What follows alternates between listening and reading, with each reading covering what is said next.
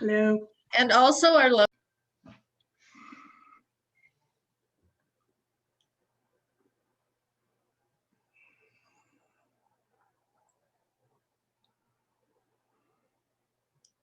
Bear with me.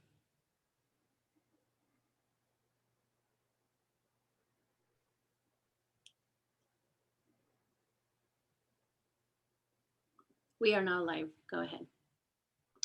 Welcome, everyone. It's now time to call this meeting of the Springs Municipal Advisory Council to order.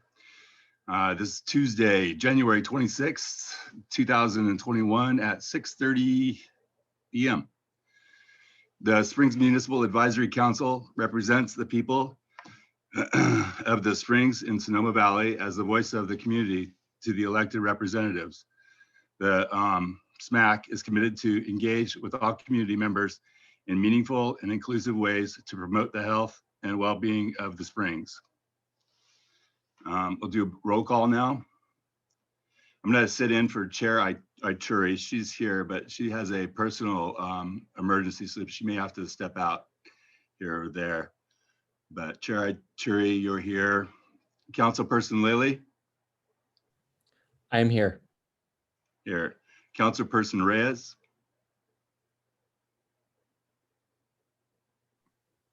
Councilperson Reyes is here. Councilperson Conlon? I'm here. Councilperson Conlon is here. Councilperson Goldman? Here. Councilperson Goldman is here. Councilperson Lombard? Here. Councilperson Lombard is here. Councilperson Wheatley? Here. Councilperson Wheatley is here. All right, we'll move on to the Pledge of Allegiance. I pledge allegiance to the flag of the United States of America and the republic for which it stands, one nation under God, indivisible, with liberty and justice for all.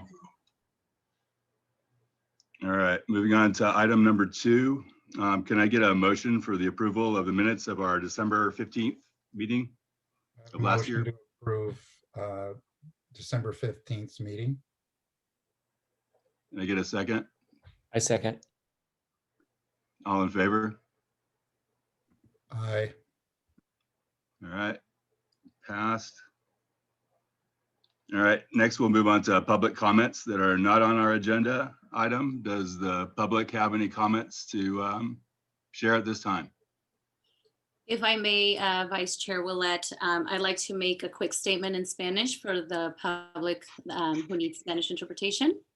Thank you. Para toda la comunidad de habla hispana que está viendo esta reunión, si están conectados en Zoom, tienen la opción de escuchar en español. Si van a la parte baja de su pantalla a la derecha, hay un icono llamado interpretación o interpretation. Si hacen clic y seleccionan español o Spanish, automáticamente estarán escuchando la reunión en español.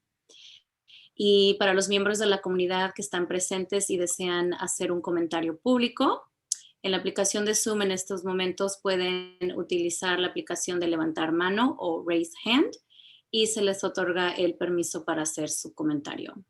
For those members in the public who wish to make a public comment, please use the raise hand feature. We will allow you to make the comment. I saw a raised hand. At this time,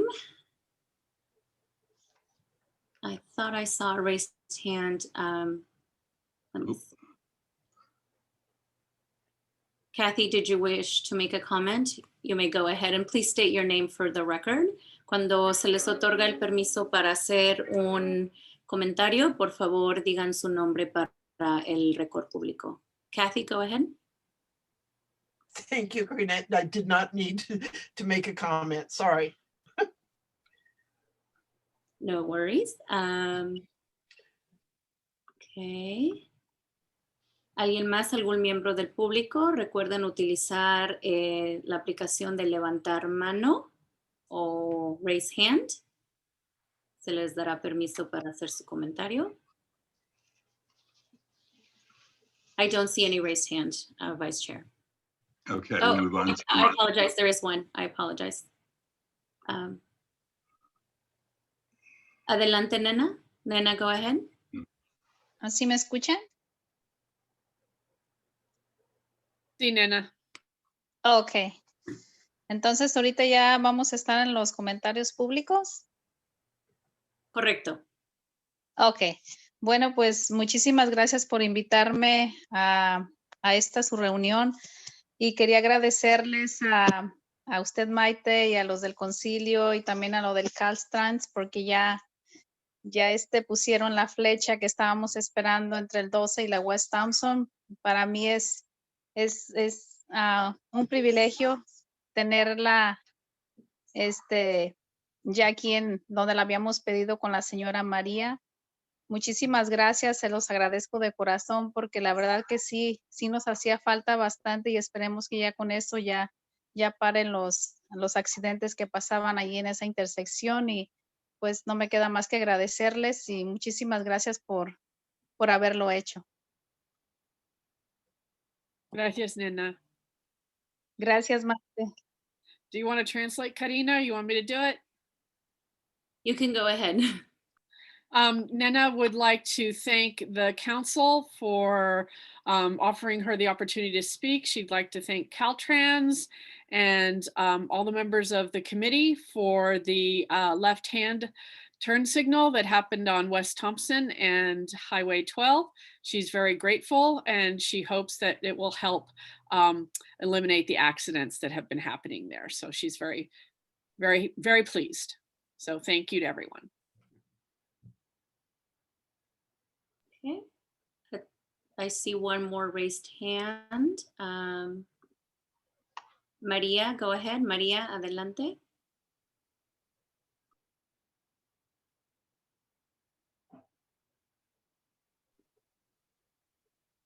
María.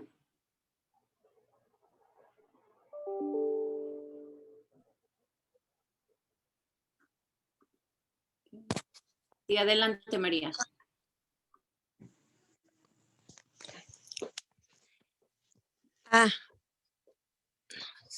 No. Adelante, María, puede hacer su comentario. ¿Escuchan? Sí. Sí. Mi nombre es María Sánchez y estoy también hablando y agradeciendo por el mismo motivo de Nena. Estuvimos trabajando un buen tiempo para que nos atendieran con la luz de la West Thompson y el 12.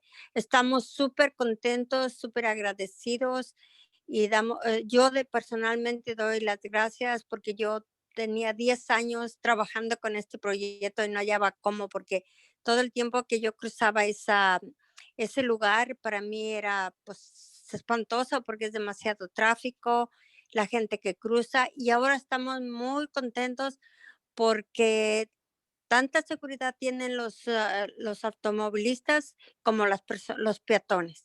Muchas gracias a todo el personal que nos ayudó a que todo esto se llegara a cabo. Muchas gracias para todos. Ese es mi comentario. No sé si escucharon. Maria is here for the same reason that Nena's here. She wants to thank everyone who was involved in making sure that the light was placed on Highway 12 and Thompson. It's been a very, very scary intersection for a long, long time. There's a lot of traffic there. She's very happy and she's grateful to all the personnel who helped to make that happen. We have another raised hand. Mario, go ahead. Hello, good evening, Madam Chair, Victoria, Board.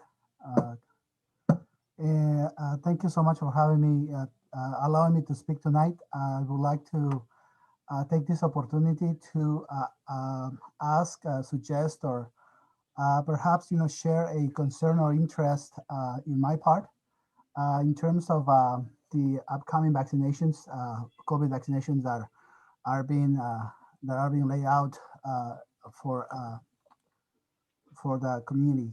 And I would like to use the data that which points out that the social economic challenge the Latinx community is a group that has been particularly impacted.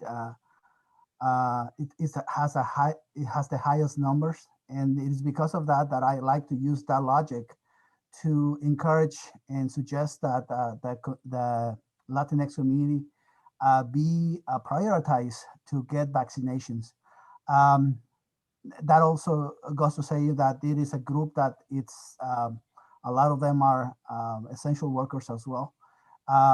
But as you, many of you know, this is a community that it's vulnerable in multiple areas, whether it's economically, whether it's on housing or because of the legal status. So this might be a good opportunity to follow the same I guess, logic that has been followed with testing of making it accessible to those communities, and perhaps doing the same in terms of the vaccination. I also would like to suggest that the First District Supervisor Gorin looks into allocating funding to bring to the conversation the community that is at the front lines doing the work, such as the volunteers for Food for All. And these are the people who have been doing the work, who have been volunteering hours and hours of work, and perhaps recognizing their work and doing more to support them. These are people who are taking time that they don't have, resources that they don't have, using their own resources really, and recognizing that and allocating funds and having them help with the planning and the layout of how to get to the most vulnerable Latinx community for the planning and the execution of the vaccination moving ahead. So thank you so much for allowing me to speak tonight, and I hope you take that into consideration. Thank you, Mario.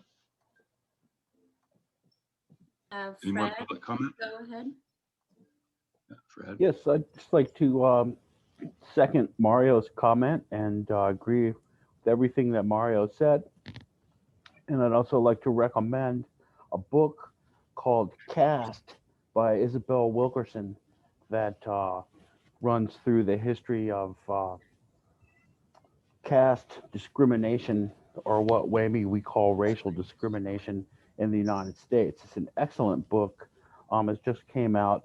Isabel Wilkerson wrote The Warmth of Other Suns, about the great migration of Blacks out of the South. And so I just wanted to really second what Mario said. Thanks very much. Thank you, Fred. I don't see any more raised hands. No veo más manos levantadas.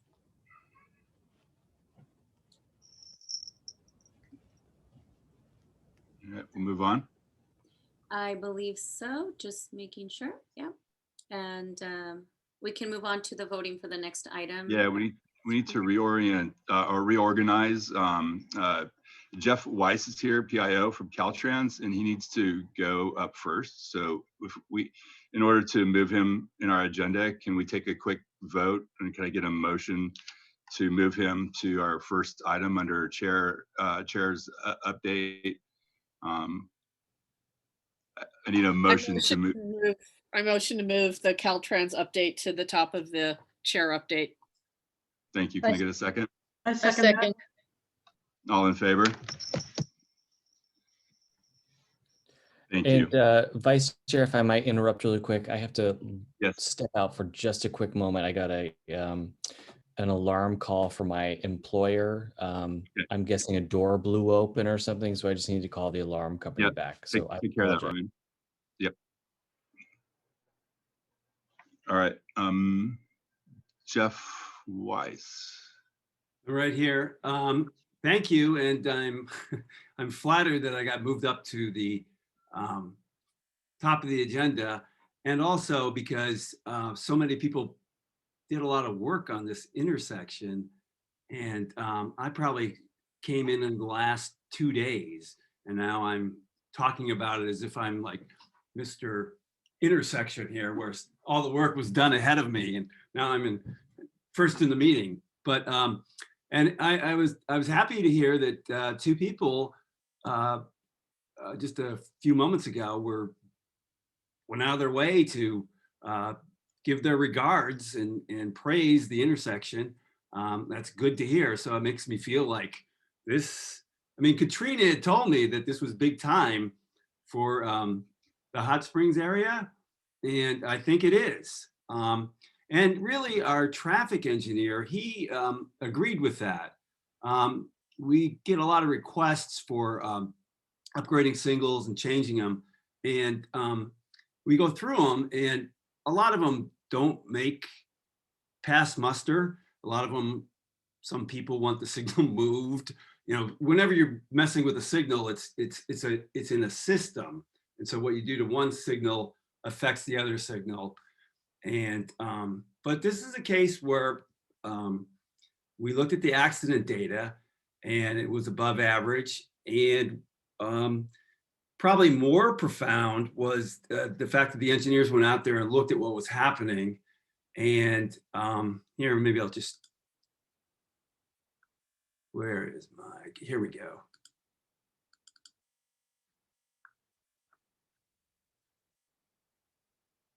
Let me pull this thing up here without changing pages. Can you guys see that? So what they found was that traffic coming in southbound was so voluminous that people who want to make a left couldn't do it, or if they had to, if they did, they'd find small breaks in the queue coming through here, and they had to rush through, and that would cause accidents in this area. And then probably even worse were the pedestrians who wanted to cross here. So with such small breaks in the traffic, and you know, the sort of impatience that you feel that you only have a small window, not to mention the oncoming traffic blocks your view, it was a hazard to the pedestrians. And they made a note of that. In fact, they saw a couple of people there waiting, and they weren't really too fond of crossing. So I think this is a winner, and I applaud you for making it happen. We got delayed a little bit because of the COVID crisis. We had some emergencies to work on for traffic lights. And the only reason why this didn't remain an emergency is because the feeling was that the COVID crisis had reduced the traffic flow in that area. But as soon as we got an opportunity, we went out there and did it one day. And I believe it was like last Saturday. So yeah, thank you everyone for making it happen. We got a news release out today, letting everyone know what's happening. And we're spreading the word at the meeting today. So I really don't have more to say about it, except for it's a nice story that we got this signal changed, and now people can feel safer when they're making a left turn, and pedestrians can feel safer when they cross West Thompson Avenue. Very good. Thank you, Jeff. Do any council members have any questions on this so we could let Jeff go? I do. Go ahead. There's another part of that intersection that needs a little work too, and that's the one coming off of Thompson on the, I'm not really good with the east-west thing, but on the other side of the road when they're coming out. So I'm wondering if there's any effort or any movement on that, or if you know about it. Is that the part of Thompson that's a little north, like right here? East Thompson. That's it. Is Yeah. that it? Yeah, that's it. That's it. Because people have to, coming out of East Thompson, it's sometimes like a raceway merger there. People just kind of come in the turn lane and try to merge in with you in traffic from going south. That From East flood of Thompson. traffic you mentioned earlier, they have to Yeah. They have to get into that flood as well from So East Thompson. coming out of East Thompson, which way are they going? They're gonna Left. go south from there, left. Yep. And they have to merge into that flood also. Yeah, I see. I So, see. so they often use the turning lane, and then Plain Jane's across the street has some very unconforming parking situations and driveway and entrance access, and it's just it's a convoluted little mess there. But so they have access issues there coming across from the other side. It's a funny intersection. So just more food for thought. We'd love a little more attention because we're very grateful at this side of the valley. Okay, I'll bring it up. And how about if me and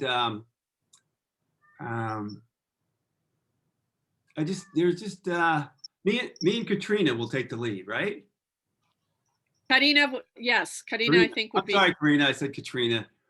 Karina. So the only problem I see with that, I'm not a traffic engineer, but you're going to run into this storage problem because you have this light here. Yeah, that's why they build up. That's why everybody stores their car in the turn lane where they're supposed to be turning left, and then they try to get two lanes merging as we go across the intersection. It's almost like the light needs to be back at East Thompson, and it needs to be treated as a larger intersection. Well, in a way like the light at Vallejo and Boys is almost. It's more, there's more. Yeah, it it's wider encompasses there. the light encompasses the offset traffic pattern. Follow? Yeah. Well, that's a toughie. All right, Karina and I will take the lead on that, and we'll try and figure something out on that. That's a toughie. I don't know why this street is here. It's just okay. It's Mr. Goldman. There's too many people for these roads. That's the problem. Yeah. That's Thank Boyd you. Springs. Yeah, thank you, Jeff, for noting that there are too many people for the roads. And we're adding more people actually to the Springs. We have a number of developments up, and we've got some questions about that. But that's another topic. What I would like to do is invite you back, as well as anybody else you'd like to bring back, because I think we'd all love the opportunity to voice a number of issues about Highway 12 and how we can make our community a more pedestrian-friendly area with having a state highway running right through our community. Maybe to brainstorm some ideas or throw out some things, and perhaps Caltrans can come back with maybe some possible solutions. So we still have an unfinished portion too, correct, of Highway 12. I don't know if this is your department, Jeff, and maybe someone else is going to bring that up. I saw Ellen's hand up, but south of this location, we still have a break in a public right-of-way that should be addressed to alleviate at least accessibility problems throughout our neighborhood.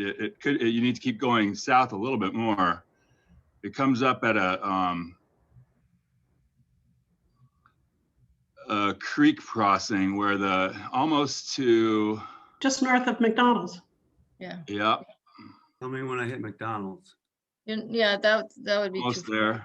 Almost there. Okay, so you're on your right hand side. You'll see the sidewalk actually stop there. Right here. Yeah, we've got no sidewalks. A little bit further. You need to go a little further. There it is. Nope, a little further. Yep. There it is. There it is. This is it. This whole stretch is not accessible. There's no accessible right of way along the edge of this, connecting the right of way down at the city and the right of way that was provided at the improvements along Highway 12.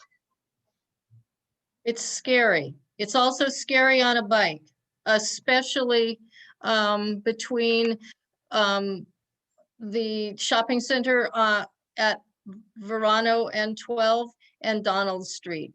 There's a very narrow little bit of roadway going north. that people could. Yeah, I right mean, along there is at the lower end of your screen on the southeast side. Yeah, that's one of the most hairiest areas right along there as you come down from the down the hill kind of, or is it up the hill there? I can't remember. It's up actually. Yeah, up the hill No, that well, way. it's up going north. It's south. It's Yeah. down going south. Well, I mean, you've got, I mean, just, I mean, when you look at these things from the aerial view, you got a lot going on there. You have streets Oh, coming yeah. in at different angles. You have all these left and right turn. Uh-huh. lanes. I mean, Several trailer park clusters come in here in this area too. and it's And exit onto the highway. you got a lot of this sort of thing going on with the roads coming in. I mean, this isn't a big one, but I've seen the other. Call it organic growth, I think. Yeah. I'm going to interrupt Vice Chair, and I'm sorry, but the item on the agenda is to discuss the update on Okay. Highway 12 and West Sorry. Thompson. We are getting a little ahead of ourselves. I can definitely add the item to get an update from Caltrans to future agenda items. Thank you. But yeah. Anyone else? Does anyone else have any questions on the crossing here at Thompson and 12th? Karina, could you add just a general discussion that we've talked about many times in the past about Highway 12? We and can add it's- it. We can talk about it when future agenda items, and you are Yes. welcome to add more. Okay, fantastic.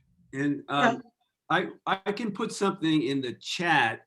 Caltrans right now is asking for public input to its pedestrian plan. And it's pretty cool. You can go on this pedestrian plan, just like I'm doing here, and zero in on the intersection or the area that you think needs improvements. And you can put that on the plan and then write about it. Oh, fantastic. I think that's really a great thing here. I'm talking to a bunch of people. You can, I mean, it's a lot of people right here who would be chiming in on specific areas. I think it's Oh, for sure. We could get a a lot of good interest attention. in that. Then Councilperson Conlon? Well, also, Katrina, if you could add a discussion about crosswalks, because I know that Caltrans in 2018 had a plan for crosswalks coming through the valley, or at least coming through the springs. And it's pretty important. So if that could be added too. So I'm going to step in here, and can we have to add these to the end of the agenda items for the future, because we have taken this into a discussion and we're going to end up getting trained again on how we're supposed to behave. So, Okay. Yeah, Jeff, thank you so Thank you. much. Thanks for Thank you, having me. Jeff. Yes, thank you. Thank you. Maite, we'll go ahead and move on to, do we need to take public comment, or can we do that at the end of item 4 for all of this? I think we can go ahead and take it on this item. Okay. Is there any public comment on the crosswalk agenda item at 12 in Thompson? I do see some raised hands. Los miembros de la comunidad que desean hacer un comentario público, por favor utilicen la aplicación de levantar mano o raise hand para hacer un comentario en este artículo que es la actualización sobre el semáforo en la intersección del 12 y West Thompson. Fred, go ahead. Thank you. I do have a comment that I'm a house painter, and so I have occasion to go to Kelly Moore. And if you notice from the aerial there, Kelly Moore has an entry to the parking lot off Highway 12. And you go in there and the parking lot is striped so that you're supposed to go in a way that you can't go in there except by making an illegal left turn, or if you're coming down the other way. So then if you turn left on West Thompson and go in the parking lot, the whole parking lot is striped backwards for where you're supposed to park. So I think that that's an issue there that's always been kind of weird. And so I just ignore the parking lot stripings and park backwards there in Kelly Moore. I know that's not Caltrans. You know that somehow the businesses should sync with the way the street is with their entry and egress. So that's my comment. Thanks. Thanks, Fred. Mario, go ahead. Yeah, so I wanted to thank the board and the community members who took who worked on this important issue. Obviously, safety for the neglected Latinx community and everyone else who lives on the Springs is something that has always been my concern. And there's other areas that I would like this group to have as a point of discussion. The crossing between in front of the food center store, and also the cross walk between El Molino and Valley of the Moon apartments. While we can certainly take a moment to celebrate this success, there's definitely a lot more to be done. And if we're talking about 10 years that took for this to happen, I hope that that this group could actually help move things a little bit faster. So thank you so much. Appreciate it. Thank you, Mario. Kathy, go ahead. Yes, Kathy Wade Shepherd, 18743 Manzanita Road. When I started on the Springs Up Committee back in 1985, we hassled with the Thompson intersection. I am sorry that it's taken so many years, but any kind of movement forward is a good movement. We just have to hang in there, and congratulations to the MAC and to Caltrans for at least making this improvement. And Mario's correct. We need to all keep working towards it, and someday we'll get it, where we want it. Thanks. Thank you, Kathy. Dana, go ahead. I just wanted to say thank you to your guys' work. And as Kathy just mentioned, it's been a long time coming. And so I just wanted to give accolades and say thank you for getting that done. It's much appreciated for our whole neighborhood. Thank you, Dana. I don't see any more raised hands. Okay. Maite, do you want to give us our the update on the COVID vaccine education and outreach? Are you able to do that? Sure, absolutely. Ray, thank you again for facilitating the meeting tonight. I really appreciate it, allowing me to be present for my family. So thank you. You're welcome. So we, Karina and Mari Carmen and I are part of a task force that meets on Fridays with the city, and there's county and city representatives focusing on the Latinx community and COVID-19. And we know the huge discrepancy between the number of Latino community members and the COVID rate among them. There's a huge disparity. 25% of our county is Latino, and 70% of the infection rate is in the Latino community. So huge. And it's the exact opposite in the white community. Again, because they're frontline workers. So this group is working to find ways to communicate information about testing, advocate for more testing. I think that the words out of Karina's mouth, my mouth, and Mari Carmen's mouth at every single meeting is we need more testing in the Springs. And the other thing we're advocating for, as Mario had mentioned, is the vaccine in our community, which has not begun to really roll out with any rapid pace. So those are two of the things that we continue to advocate for. In addition, we're also seeking clarity on the Cura La Luz funding and how that is rolling out, and what are the requirements for both of those programs and how they are accessible to our community. Between Cura having to test positive, and there are many questions about what that process is like, through La Luz is our representative here in this community, and how people are accessing money and the extraordinary wait time that people are having to deal with. And then there's the CARES money, which at this point is we're waiting for additional funding in that, but CARES is for anyone who's been affected by COVID. So you don't necessarily have to test positive, but those are some other things that we are seeking to gain some more clarity about. There's also been a discussion about the gap and what happens for families that test positive and are waiting for resources, and what can be done to support families during that time. So we are bringing to the surface the issues that we see within our community, and many have been amplified here tonight.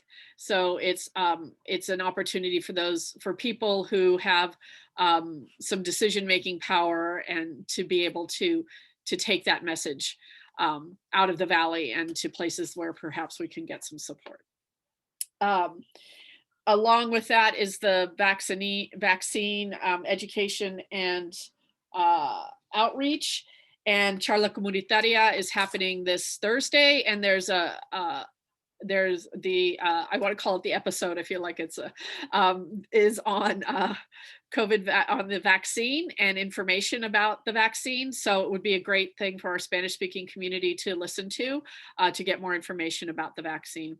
Another area is we really want to work with the folks on the ground to get them information. So we're working in collaboration with the health center to get, the health center has graciously offered to have a physician speak with some of our volunteers at Food for All to get them information about the vaccine so that they can be informed about it and be able to know how to access information. And so we're working on that partnership as well. I think that's it, unless I missed something, Karina or Mari Carmen, that I did not cover. I think you covered, and since you touched on Charla Comunitaria, I will share my screen real quick and also announce it in Spanish. Este jueves tendremos la charla comunitaria, donde estaremos hablando sobre educación de la vacuna COVID-19. A las 5:30 de la tarde, es a través de Zoom y también se transmite en la página de Facebook de la supervisora Goren. Contamos con la participación de la Clínica del Valle de Sonoma, también con el Departamento de Salud, de Servicios de Salud del Condado de Sonoma, el Departamento de Comunicaciones del Condado de Sonoma. Estarán con nosotros representantes de el Departamento de Bomberos y un miembro de la comunidad, quienes estarán compartiendo su experiencia con la vacuna. Así que están invitados. La charla comunitaria este jueves a las 5:30 de la tarde. Estaremos hablando sobre la vacuna de COVID-19. So just real brief in English, as Chair Ettore mentioned, Charla Comunitaria is happening this Thursday at 5:30 p.m. We will be talking about vaccine education, or we will have vaccine education information. Health Central will be participating, Department of Health Services from Sonoma County and Communications Department of Sonoma County. Sonoma Valley Fire will be on, and a member of the community who will be sharing their experience with the vaccine, having received it already. So it's on Zoom and will be broadcasted live simultaneously on Supervisor Goren's Facebook page. Thank you. Thank you for the opportunity, Ray. That concludes my update.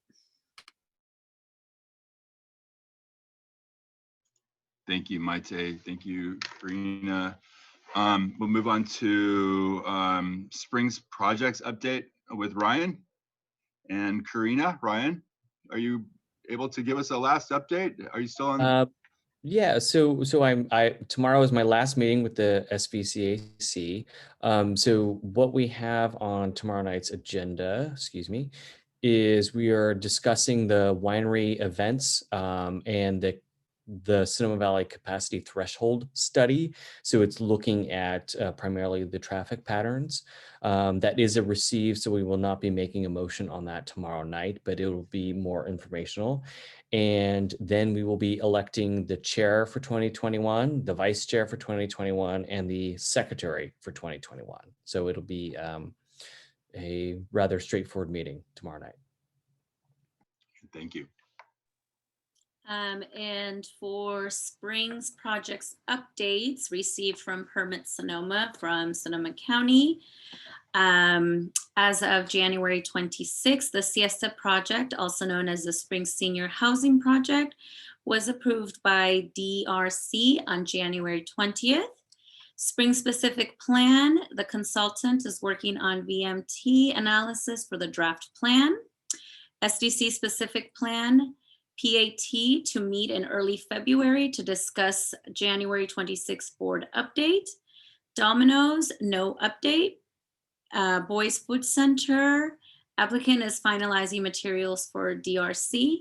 Mid-Ped Housing, no update. And Boys Boulevard Bridge, no update. That concludes my report.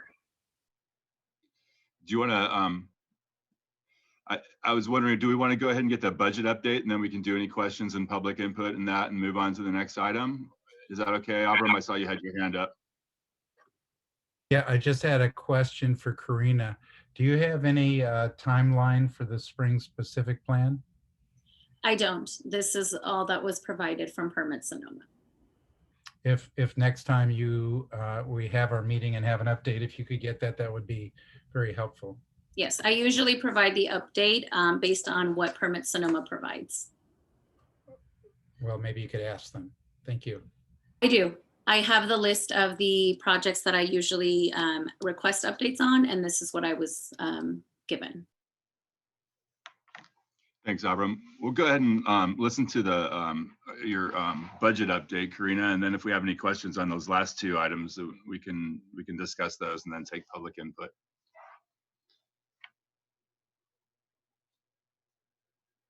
Sorry, I have so many screens open. If you guys could only see what's in front of me. Let's see, I'm sharing my screen. So here is the update with all invoices taken into consideration for minute taker, interpreter, broadcasting, and most recent expenditure for the Map Your Neighborhood booklets. There is an available amount of $4,339.16 for ongoing expenses and community projects. That is my update. All right. Thank you, Karina. All right. Now, do any council members have any questions on for the project updates or the budget updates? Remainder of items for our, yeah, Ryan. Yeah, Karina, with the spring specific plan, what did you say? What state was it in? I'm sorry, I was taking notes and I missed that portion. Oh, I just muted myself, sorry. Spring specific plan, consultant working on VMT analysis for the draft plan. You said Karina, VMT? VMT.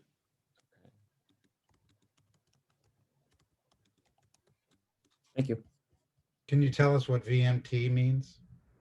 I knew you were going to ask me that. I'll get back to you on it.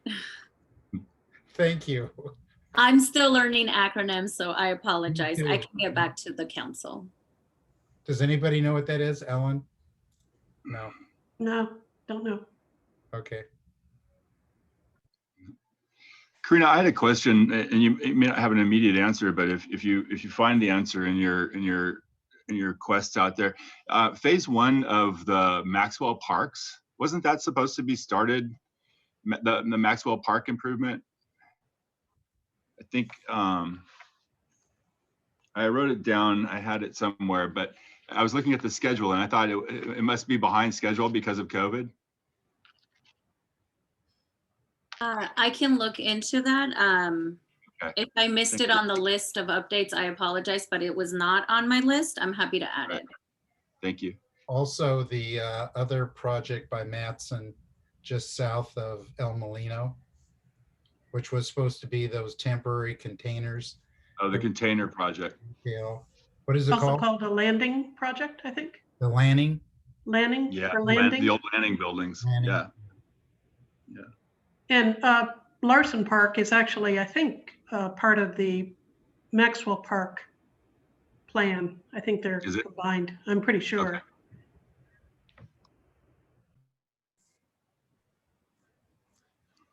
Karina, on Boyce Bridge, is that a June or is that an August? When in the summer is that going to be ready? I'm sorry, I don't have that date on offhand. Avram, you have your hand up. I see a yellow hand. Do you have a question? Karina, there are a couple of community members that have comments, I thought, or maybe not. No, maybe not. Never mind. Sorry. I do want to say real quick that Jeff Weiss did update me with the link that he mentioned. I will send it to Lynn Marie to include in the minutes for the public's access. Thank you. Jeff, are you saying something?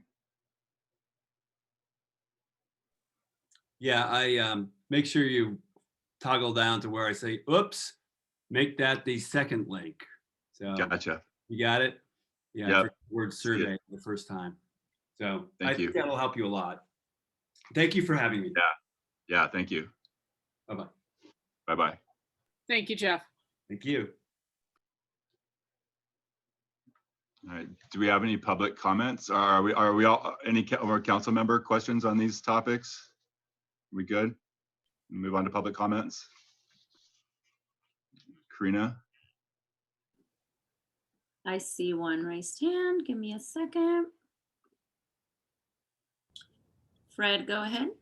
Is VMT is vehicle miles traveled, and that's the new way of figuring traffic by measuring the traffic volume. As the old way was level of service, or LOS. The VMT is the new way that's more exact for GHGs or figuring greenhouse gas footprint. Thank you, Fred. That was again, Fred, vehicle what? Vehicle miles traveled. Okay, good. Thank I you. knew Fred would know. Yep. Thank you, Fred, for coming to the rescue. Mario, go ahead. I just wanted to thank Fred, and I always appreciate his character and how caring he is for this community. Thanks, Fred.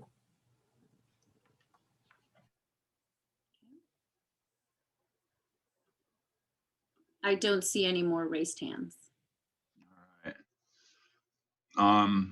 Okay, I guess we'll be skipping Susan Gorin tonight. She's unable to make it.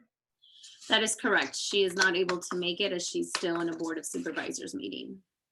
All right, and we will move on to item number 6, where we will receive for Deputy Department Director Jeff Duvall from Emergency Management and Kiergan Pegg from Human Services Shelter. Jeff, hi, how are you? Hi, good evening. Doing great. Thank you. Thank you for the offer to come speak with you this evening.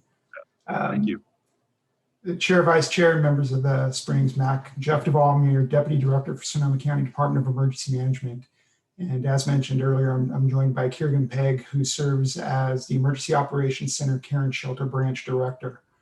Kind of wanted to come on board tonight and just kind of explain to you guys a little bit of some of the actions and the meetings and the conversations that we've been having with multiple partners here in the Springs Valley. Some things that we're doing here on the county side, and then working with some of your community groups to build more resilient community groups for around care and shelter. With that, just to touch a little bit, my day-to-day responsibilities as the Deputy Director of Emergency Management, I oversee response operations, planning, training, and exercising of the county's emergency plans, our annexes, and the staffing of the County Emergency Operations Center, which is your emergency operations center for the residents of the unincorporated area. Of the last few months, myself and other people from the Department of Emergency Management, along with Kiergan Pegg, we've been in conversations with Sonoma Valley Schools, City of Sonoma, and the Sonoma Raceway about what this picture looks like moving forward of sheltering in the Valley. We have a large population that lives there in the Valley, and when we've had emergencies and events, A lot of times we open up the shelter at the Sonoma Veterans Hall, and people come down into the city of Sonoma versus coming into the city of Santa Rosa because it is closer in the valley for them. But how do we come together, and how do we look bigger, that bigger picture, and supporting the city of Sonoma, supporting the schools, and most of all, making sure that needs are met across the board. So I wanted to just briefly tell you really quick just some of the action items that we've taken and that we're still working on. Unfortunately, due to the vaccine rollout in our department, assisting Department of Health Services through the Disaster Service Worker Program, a few of my key employees have been detailed over there to work on that, but we are still working on some formal MOUs of what that would look like in using the Sonoma Veterans Hall and augmenting staff from the city of Sonoma, and then the same thing with the school district, looking at using one of the high schools and the middle schools as potential care and shelter sites. And then looking at if we had that big regional emergency and disaster, such as an earthquake, what does that look like, and where do we go and we fit and have a large quantity of people. And that's where the Sonoma Raceway comes into play, and what that looks like, and working with them as far as resources and equipment, and looking at some of their vendors that they have and how we can engage into agreements and MOUs with those vendors for services too. With that, and working with some key members of your community and this group here, and hearing, sorry, I'm just bringing up the screen here of what we have coming down there to you guys, to your community group there, so that way you can open up, if you needed to, a community run care and shelter site. We've got some cots that will be coming down that way, what we call our temporary evacuation point kits. And that has, we live in a world of COVID right now, and certain screening processes have to go through before people go into a shelter: hand sanitizer, gloves, masks, non-contact thermometers, and those sort of things. We have a pallet of MREs, which are those ready-to-eat military-style meals. Are actually very, very neat meals. They open up and they actually self-warm in that. So as a contingency plan for that group down there. An administrative kit, which just has a lot of different administrative handouts, registration materials, and checklists, and also a NOAA weather radio. And we're working with the schools down there for a location of where this supply cache will be stored at. I also wanted to share with you, as we move in the months to come, as we get into fire season, well into the summer, the Department of Emergency Management has 5 trailers that are stored with this equipment, cots, and all this equipment needed to open up a shelter. And we pre-position those trailers throughout the county as we start into our fire season. And one of those trailers will be positioned down in the valley area somewhere. With that, I'd like to pause and just turn it over to Kieran Pegg, my counterpart at Human Services, that has done a tremendous amount of work in preparing the county and training the county staff for care and shelter needs. Hi, everybody. Kieran Pegg with the Sonoma County Human Services Department. I'll call that my day job because I've been doing care and shelter work here a lot more in the last 4 years. And regret that has taken some of our attention away, these recurring disasters, from getting to work with the Springs specifically. So I think we've made some real good progress more recently. Had a really good visit out there with Maite and American Red Cross. Got to visit some sites back on November 6th. We visited Altamira Middle School, Flowery Elementary, Maite's Alvarado, and then the Hannah Boys Center, all as potential shelter sites. 2 of those, the Hannah Boys Center and Altamira, are already listed in the American Red Cross database of what they call the National Shelter System. So we got to refine our view of those and gather some additional information about the appropriateness of those sites. Since then, we've also had a chance to include Maite and some other representatives, Lisa Jansen from the city, in the Sonoma County Shelter Council, which is a partnership pretty much led by the County Human Services Department and the American Red Cross, but including all of our shelter partners throughout the county. And so it was great to have more participation from the Sonoma Valley in that council. It's been growing pretty steadily over the last 3 years or so. And we were also able to work with Maite to just recently get some information over about purchasing a shelter trailer specifically to be stored there at the bus yard behind El Verano. So I know Maite has done some great fundraising out there and has identified some funds to purchase a trailer. I sent her over some specifications just a little while ago, and then we hope to work between the county and American Red Cross in filling up that trailer with all the supplies that would be needed for a congregate shelter. Some of the things that we're hoping to still accomplish, the Human Services Department is again working with Red Cross to develop what we're calling spring training. That's going to be this spring, obviously, and before Jeff has actually challenged us to have all of our preparation done before June because of the anticipated early fire season this year. Hopefully this rain will change all that, but we are on a compressed timeline for preparing.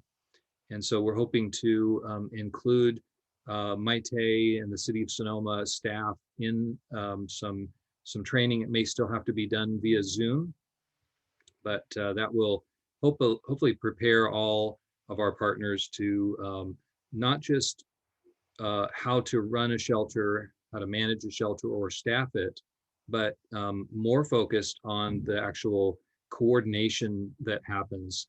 How do you coordinate well with the county and with Red Cross and with other shelter partners to carry this out in an effective way? And then we are hoping that after that training, I know Jeff has recommended that we do a tabletop exercise. That would be, again, before we can really work closely together in person, we would conduct an exercise via Zoom that would allow us to have a scenario and a series of questions, and each participant takes a chance at how they would respond to that scenario. And we think that's a good first step before we get into an actual hands-on exercise. And then it's our hope that no disasters, no fires, no floods, nothing will occur, and we'll be so ready in the fall or maybe late summer that we will be able to conduct a hands-on drill where we would actually set up a shelter at one of those sites that we identified back in November, and really get our hands on some cots and go through an actual exercise of what it's like to set that up. I think that would build some great confidence in the community and the ability to check something off that we've been wanting to do for a while now.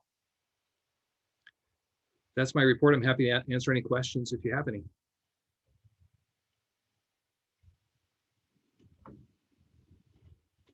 You're on mute, right? Can I ask a clarifying question?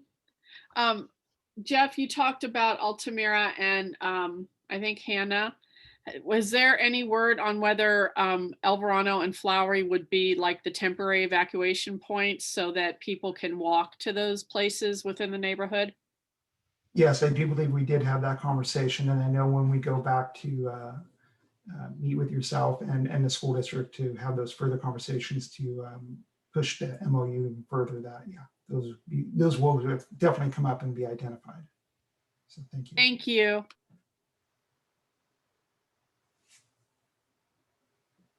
Anyone else? Any questions?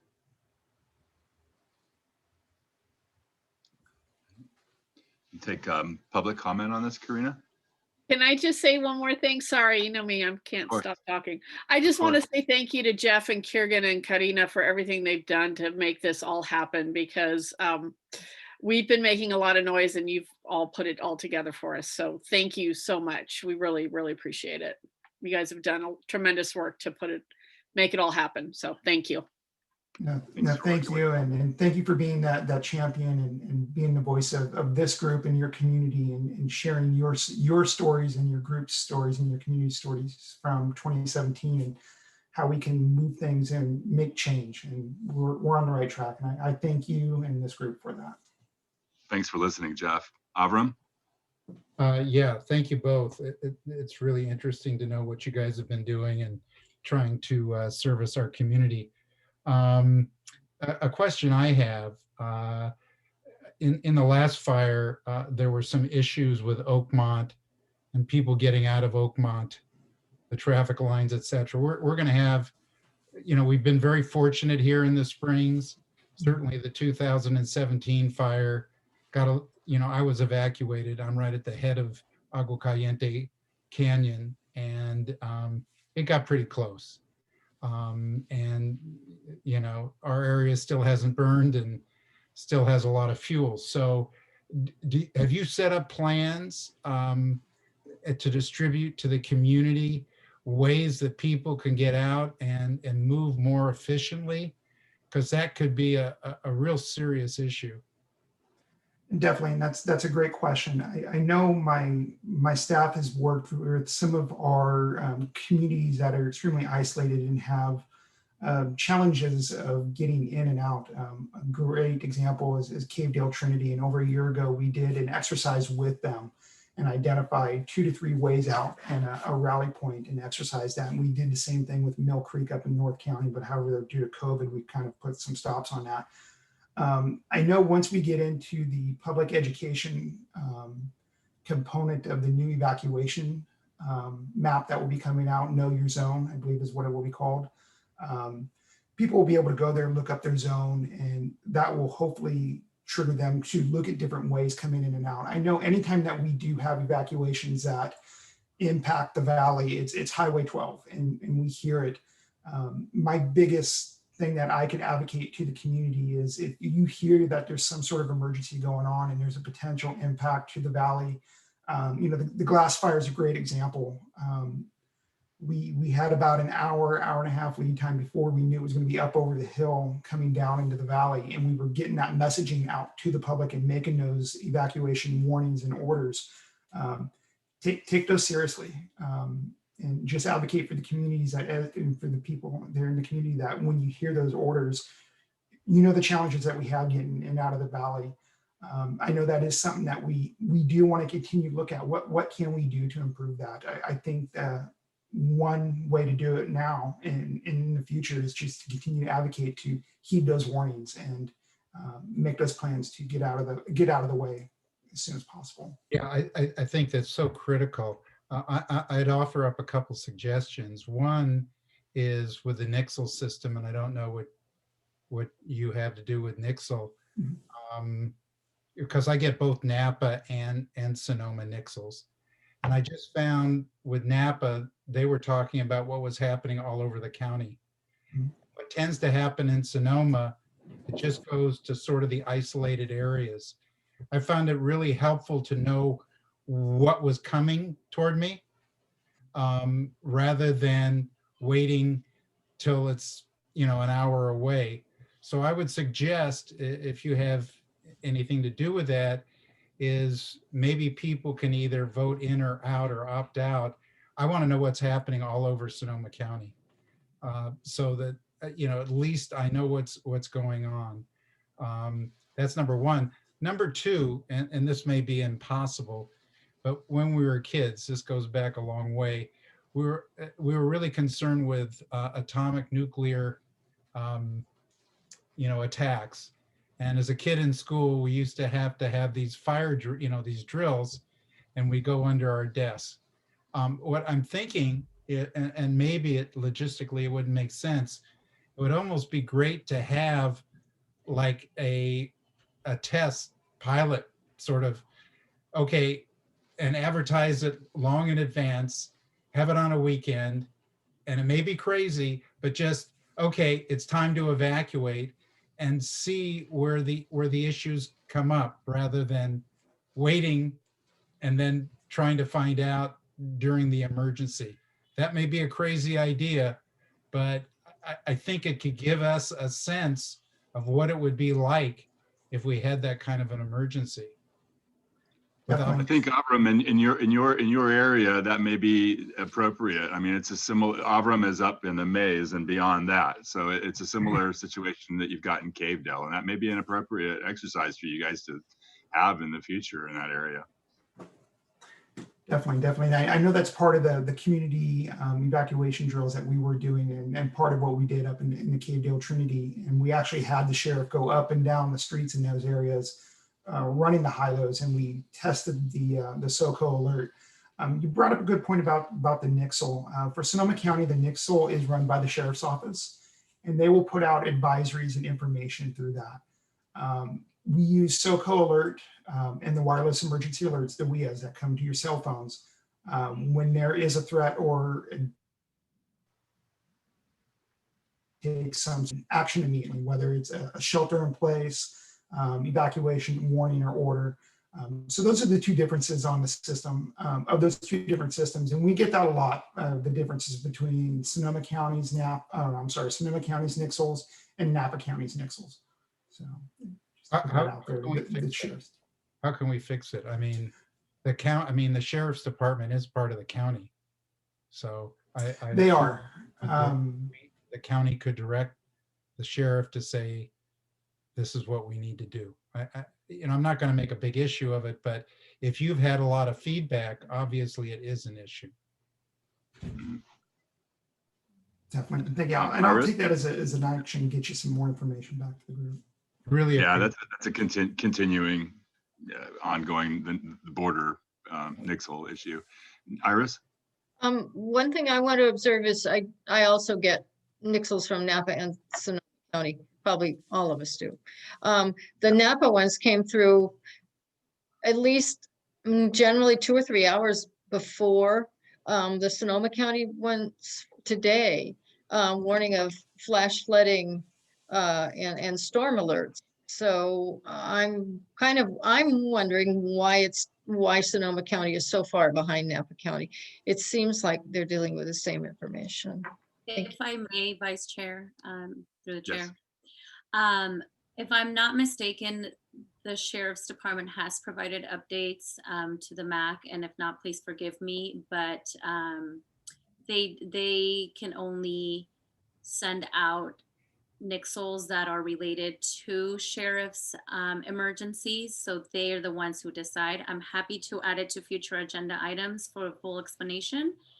But and Jeff can correct me if I'm wrong, but Department of Emergency Management cannot decide on what goes out on the Nixles. Yes. All right. Any more council member questions? Mr. Lilly? Yeah, so Mr. Duvall, I had a question. You mentioned that you had 5 trailers that you disperse prior to wildfires. Are those administration centers, or what is their purpose? Their purpose is basically their trailer, their supply cache with supplies to open up a care and shelter site. So how many people can those trailers support with what the cache is? So we have 4 smaller trailers and 1 medium trailer. And then we have a couple Connex storage locations at a couple sites that we use regularly. Kiergan, the smaller trailers are... If I can narrow you down a little bit more, what about the trailers that are dispersed within our community specifically, not the general amount, if that's possible? So for the Sonoma Valley area, for our pre-positioning for this year here, they will receive one of our smaller trailers. And Kiergan, is that a 50 person or 25? No, those are, I think they'll do 60 people, 50 regular cots and 10 for the what we call access and functional needs cots. So that they're a smaller kit. We already have one deployed at the Sonoma Courtyard, I think is at 8th Street East. And that's an American Red Cross trailer. And the county has recently procured these additional 4 trailers that will be built out very similarly. We have a cache at the site there at the Veterans Hall. So I think we would try to pre-position it there. It could be in the Springs area, it could be at Altamira, it could be at Hannah Boys Center. Altamira seems to be the best shelter site that we identified in our visits with Maite and the school staff. So this will be new. I think as we try to build out a trailer specifically to stay in the Springs all the time, possibly over at the bus yard behind El Verano, I think that this year we may have to station one of those county trailers there in preparation. That would be my preference for location. So then basically, if we had 2, it would be about 120 people is your guesstimation? Yeah, we have to socially distance. So we are building smaller congregate shelters in the 50 to 60 range, and then trying to get as many people into non-congregate options such as hotels, campgrounds, and then we used Sonoma State, for instance, while they didn't have school in session. Got it. And are you finding that that's an adequate amount? I guess it really, I know that's a kind of a question of conjecture at this point, because you never know what's going to hit us and how many people it's going to affect. But definitely 120 is better than 60. I guess my large question here is, how many people within our community are we able to support with whatever trailers that we have set up within the community itself? Yeah, so how we normally view that is, in the past we've estimated 5% of the community evacuating an area will seek shelter at a congregate shelter. Our historic, but it's very similar in both the Tubbs and Nuns fires, and then in Kincaid that we got 4%. Then when we moved into COVID, we got less than 1%. So during the Glass and the Walbridge fires, we got less than 1%. Now that is largely for 2 reasons. One was we were activating what we called temporary evacuation points. These were places where we could refer people to hotels, campgrounds, and SSU in this case. We also think that there was a fear of people coming in, and so they were willing to drive farther to find a hotel room or to stay with family because of the fear of COVID transmission. Fortunately, to answer your other question, we found that it was that really helped us have adequate shelter for the people that were healthy, that could go through the health screening and pass that and come into a congregate shelter. So the small number that came in were able to be accommodated. Thank you for answering that. Mm-hmm. And also, I just wanted to add to that, what we've seen in 2019 with Kincaid, and obviously in 2017, as we exhaust our county resources here in the county, and we need more cots and we need more supplies, and that we can turn to our partners at the state through the Governor's Office of Emergency Services or Cal OES and make requests for supplies and stuff. For instance, in Kincaid, we requested additional cots from them, and they have them sitting in warehouses, or they have master agreements with Coleman Camping Supplies and that, and they can quickly drop ship them here to us within 24 to 36 hours. And then those supplies quickly get turned around over to Kiergan's folks in the field to get set up. Yeah, we just got an invitation today, in fact, from the state. If we can store them, they'll bring them to us. So we are trying to find space right now to take that level of support. And I think this is an ideal time if we can work with Maite to identify maybe a used trailer or a trailer that would fit within the budget she has. Then I think Red Cross and the county and the state now are all eager to help fill that trailer up with cots, blankets, pillows, and then all of the supplies, the administrative supplies, forms and signs and other tools that will help the community implement that training that we're going to do, the spring training, and really be confident in opening a shelter if needed. Thank you both. You're welcome. It's a great report. Thank you. Any other council members? Should we take it to the public, Karina?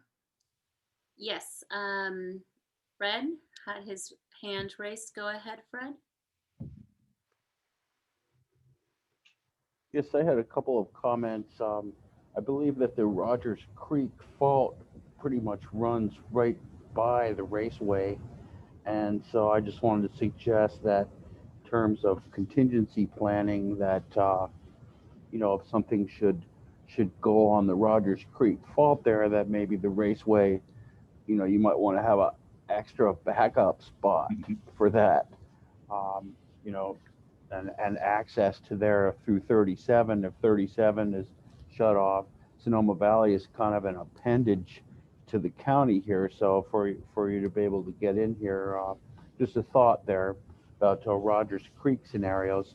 And then in 2017, we evacuated to Lawson's Landing in Marin County, and they had some kind of citizens preparation group, and these guys had all kind of stuff stored, and they got it out, and it was really great. And this was not like Marin County, this was some kind of auxiliary group.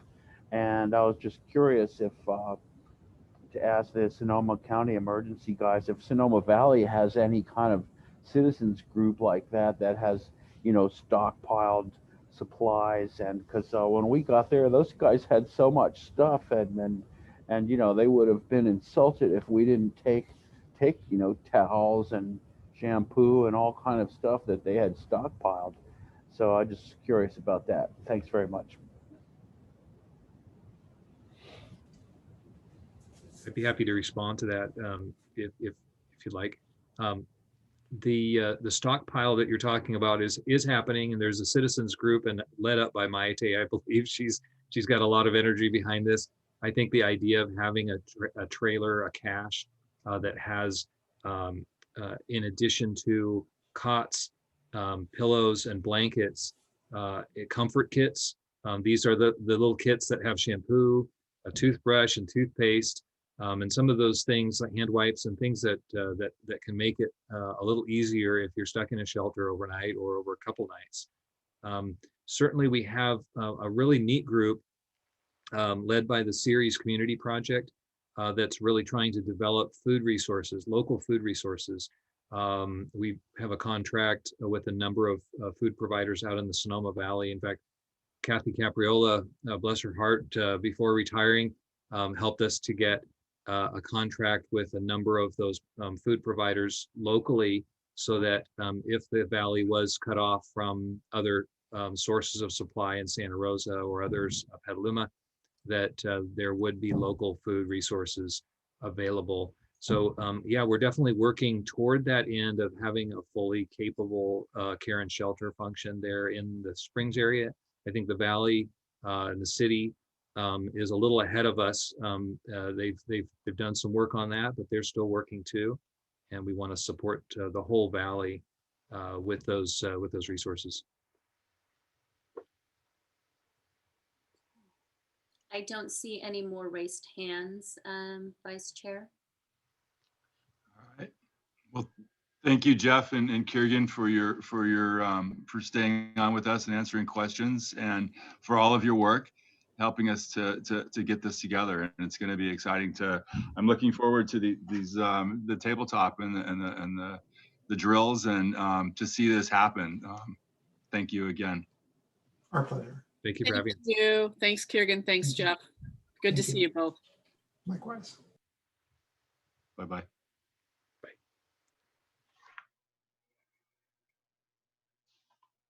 All right, we can move on now to ad hoc updates. Iris and Mary Carmen, would you like to give us an update on your efforts? Map Your Neighborhood is moving along. Of course, I'd love it if it moved faster, but we have definitely 5 co-leaders, 5 groups of co-leaders working on their own neighborhoods. That's probably,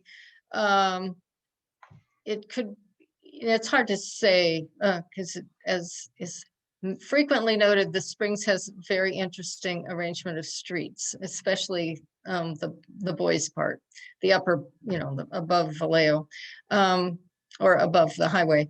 But it's probably 100 households altogether that are, being encouraged to join a Map Your Neighborhood group. There are others working, other people interested in being Block co-leaders. And we continue to have meetings. And once again, I encourage anyone, I encourage you all to talk it up, because that's the way the information will get out. Most people are focusing on fire.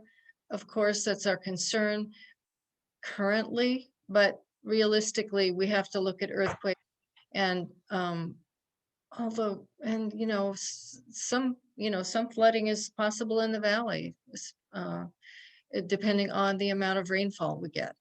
So the all hazard approach is what we're working on. We also do have a small leaders council that's already been meeting to discuss issues that concern them, borders, and negotiating that in a neighborhood where we don't have regular blocks is a challenge, and other issues that are concerning us. There are developments in materials that are being done. Dana Bravo is the employee for us right now. We hope that we'll be able to get more funding to have her continue. And we do have funds for equipment, although we have not done anything to activate that yet. That's a step a little bit further along. But Dana is very helpful. We're really working on getting people in the Latinx community to become involved because in some ways they are the community or immigrant communities are the ones that will be most impacted if we have an emergency, immigrant and low income communities. So that's a big concern. We're really looking for people who are bilingual so that they can help out people who, like me, who don't speak Spanish, and our other co-leaders who don't speak Spanish. And also so that they can, in the areas that are concentrated with Spanish speakers, they'll be the block leaders that will be making contact with their neighbors. So involving the whole community is a very important concern for us. So, Mari Carmen, do you have anything you want to add? Yes. Thank you. Can you hear me? Yes. Yes. Okay. And I just would like to reiterate that we are providing feedback to the consultant, Dana Bravo, who's the Map Your Neighborhood outreach worker under Sonoma Ecology Center. So if anyone is interested in participating in Map Your Neighborhood, please connect with her. I'm sure Dana can put her information in the chat.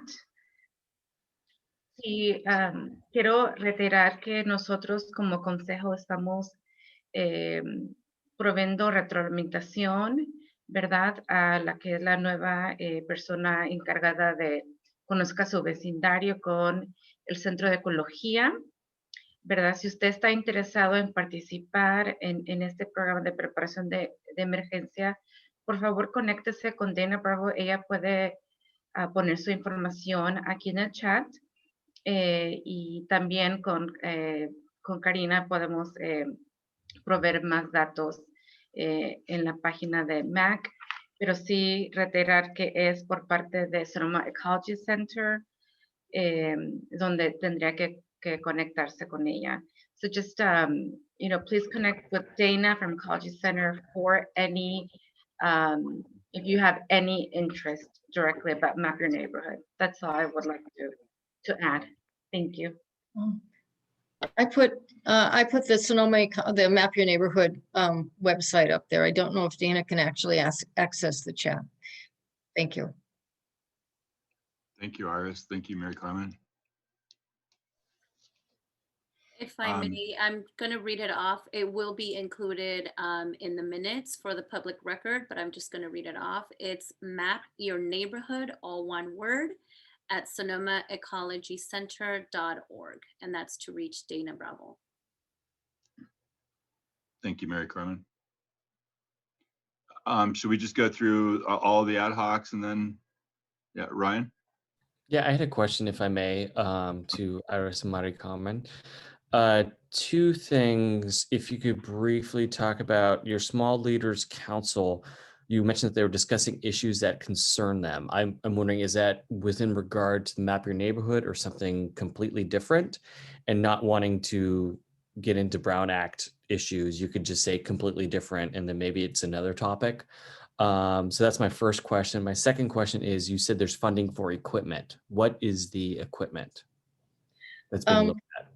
First, the Leaders Council is basically about leaders that affect, or about issues that are concerning to co-leaders. You know, some materials they can hand out, things like that, suggestions for improving forms. We talk about things like that. It's pretty, in a sense, mundane. And the other equipment, actually, it would be things like hard hats, could be, let's see, hard hats.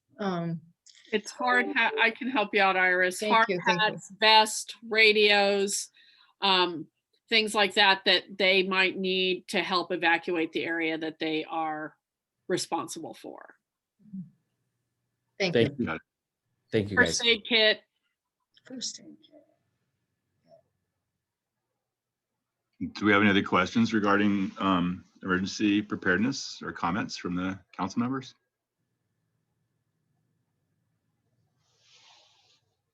All right. We go on to give you a, yeah.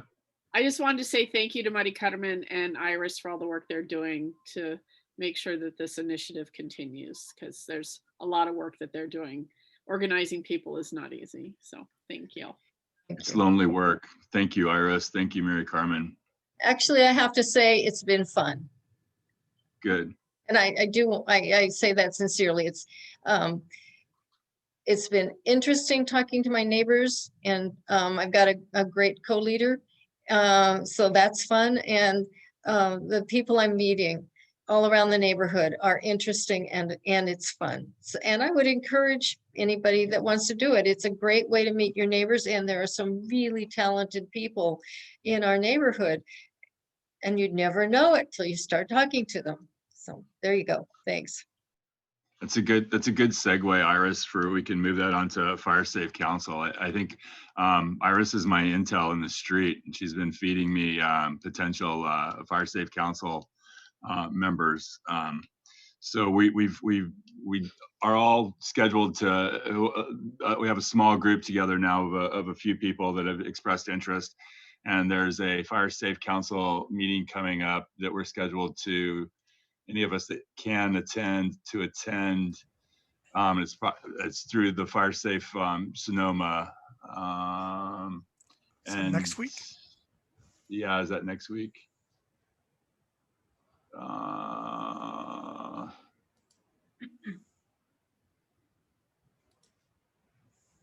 Yeah.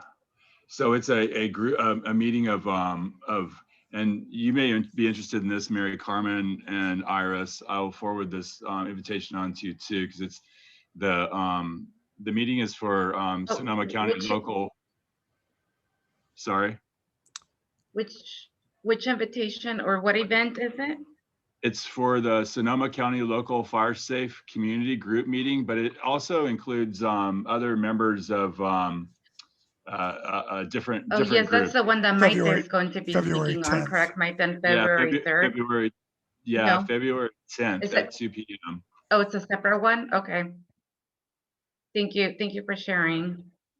Yeah, I don't know if I'll- this is the appropriate time, if I should share that announcement, or should I wait for community announcements?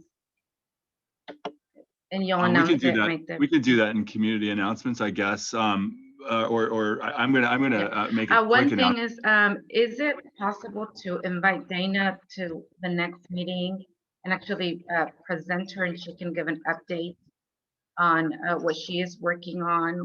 And For the next agenda, for the next MAC meeting. I think it would be most appropriate to have her speak about map neighborhood. Okay, for future agenda items, we can. And then we can, talk about what the ad hoc is doing in addition. Thank Okay, you. let's talk about that on future agenda items.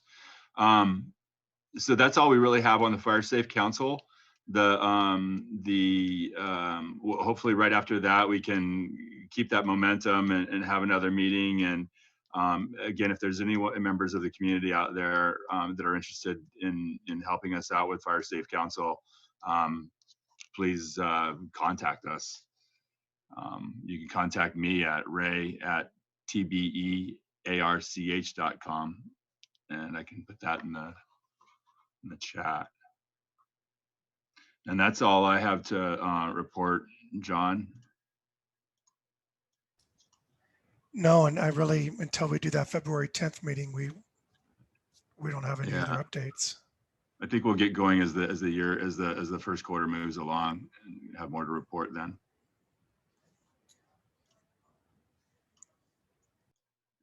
Does the Plaza ad hoc have any updates? We do have something to share. And Aram, if it's okay with you, I just put some notes. We just got off the phone actually today with a county contact who could give us some real information and oversight.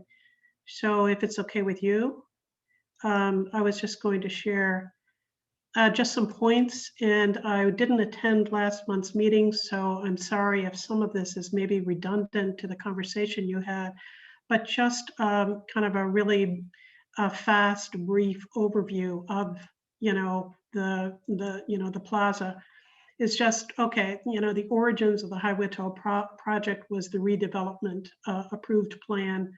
There was a total bond issued for $14 million. The projects that were eligible to fund were approved by the Oversight Board in 2012, meaning redevelopment went away. The Oversight Board were all the taxing entities that were going to get all the money that had formerly gone to redevelopment. It was going to go back to the taxing entities, which are the schools and the community college, and it was the water district, et cetera, but they came together as taxing entities to give approval, spelled board wrong? Anyway, to give approval to the projects that were in development. And that, of course, included our project, which was the Highway 12 sidewalks, the plaza, and the parking replacement. So it was very specific things that were approved by this board. What we learned, what Avram and I learned in exploring this was that the authority over the remaining funds is the Department of Transportation and Public Works. And obviously the Board of Supervisors and Susan specifically. There's a final reconciliation of spending on the Highway 12 project that was conducted, or that is conducted every year. And I just want to mention here that over the past 2 years, $650,000 was spent. And even though it's not clear to Avram and I, or to the county woman that we talked to today, whose job this is, it wasn't really clear exactly what that $650,000 project was. The parking at the hardware store. I forget the name of the hardware store right now. The Ace, yeah, the dirt parking. Yep. Yeah, I mean, that obviously is one project, but obviously there's some other projects that happened over the past 2 years that accounted for, almost $250,000. But the funds that are remaining for the plaza and the parking as of this year is 1.5 million. So that has actually been confirmed. And I just want to briefly tell you that there are two players here, essentially. The Sonoma County Community Development Commission, CDC, they administer these funds. They're the ones who are kind of like, they don't plan anything, they don't approve anything, but they are administering the payments and the availability of funds. So they do an accounting. The accounting was just finished a week ago and made available to the county. But I also want to mention something that I think might be related. The CDC also handles the master service agreement, which has vetted designers, architects, contractors under contract to speed smaller county projects. And the plaza plan, there is a plaza plan in existence from a Springs architect, whose company is part of this master service agreement. So it seems like we very efficiently could move forward on something. So I'm just mentioning that. I don't know if that's ever going to be the process, but there is, I think, a big opportunity to move swiftly to having a plan. The Department of Transportation and Public Works does have authority over the planning and the spending for the completion of the project, but they also have the authority to determine when the project is complete. So the concern here is, the need, I think, to quickly step forward as a community to get this plan in place and to get a plaza in the works before they consider the project to be done and close it out. So the next steps, that we were talking about with Dawn Chandler, who is the supervising accountant at the CDC. We were talking about reconciling all the spending of the Highway 12 project. They drew down from the 2.1 million that was available in 2012 to $1.5 million today. It would be interesting to know for all of us, what was it spent on? Obviously it was spent on things in our community. It would be good to know, well, what was that? Also confirm with the Department of Transportation and Public Works the final remaining funds. The CDC concluded it was 1.5. It would be good to know from TPW that they're in agreement. It's 1.5. The other thing for a next step could be possibly using the vetted spring specific plan instead of having to go through the whole process of community feedback once again for plaza development. We've already been through it. We've been through it for years. We've been through it for generations. Why not take all of the information that has already been generated over the plaza, how would it be used, etc., and use that? And then again, consider using the master plan for a speedier process. That isn't necessarily what the process is going to be, but we should advocate for that. And then the last thing is have representatives from the CDC and the Department of Transportation and Public Works at the February meeting. Dawn Chandler, who is the woman who is the accountant who knows the budget, knows what's available, knows what's been spent. I'm suggesting Janice Thompson. She is the Highway 12 project planner. She came to a meeting almost a year ago for the Boys Bridge. And she was the project planner for the entire, well, at least for the second half of the sidewalk. Johannes, I'm not sure how to spell his or pronounce his last name, Herverts. He's the director of the Department of Transportation and Public Works, or the public affairs manager, Dan Vertis. Anyway, Dan attended one of our meetings earlier last year. And then Susan was saying we also need to start with the Sonoma County Council to confirm the spending and what is allowed, etc. So I'm going to stop sharing. But this is, Avram and I, as I said, kind of went through as best we could what we know. And so I'm going to share this with Karina, and she'll share it with you, and it'll be in the minutes. But I think it's really important that we have these people come and talk to the MAC to explain the process and the money. And I think they need to understand how urgent it is that they not consider it a finished project and the rest of the money be dispersed to the taxing entities instead of staying here to finish the project. So, Avram? Yeah, Ellen, you do such a great job summarizing everything. That was beautiful. I wouldn't disagree with anything in there. I will say they started out with just under $10 million. And in the initial spending through 2017, they spent $7.8 million. In 2018, Ellen referenced that 650,000. 2018, they spent 544,000 under construction. We don't really know exactly what that is. It would be good to kind of find out.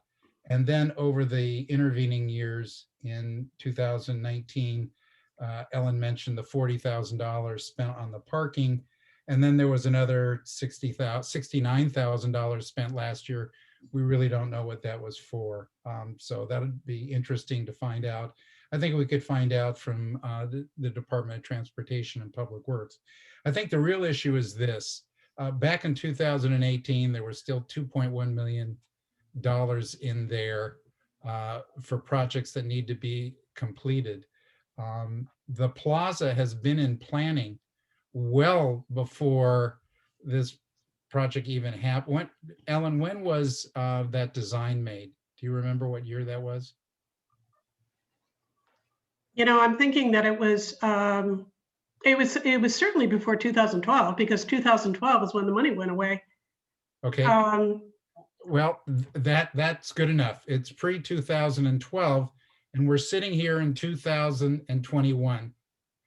That's 9 years. Now, if we go at the current rate of projects being completed, 35 years, we have about another 25 or 26 years to go. I don't know if I'm going to be around to see the completion, but Ryan, please toast with me.